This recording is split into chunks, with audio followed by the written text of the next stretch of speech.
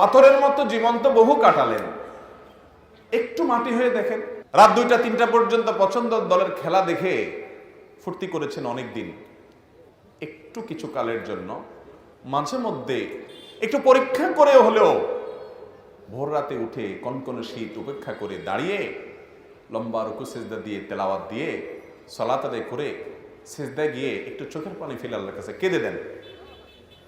আল্লাহর শপথ করে বলছি, পৃথিবীর সবচেয়ে তৃপ্তিদায়ক মুহূর্ত আপনার কাছে সেই মুহূর্ত হবে যখন রবের সামনে দাঁড়িয়ে একটু চোখের পানি ফেলতে পারছেন।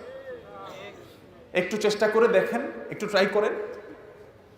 তো সাহাবা একরামের ভিতরে ওই বৈশিষ্ট্য ছিল ভাইরা আমার, তারা রাত জেগে যে তাহাজ্জুদ পড়তেন, দিনভর যে সালাত আদায় করতেন, তাদের ইবাদত বন্দেগীর ছাপ, এটার আলামত, এটার আভা, এটার চিহ্ন তাদের চেহারার উপর ভেসে উঠত। সীমাহুম ফি উজুহিহিম মিন আসারিস সুজুদ।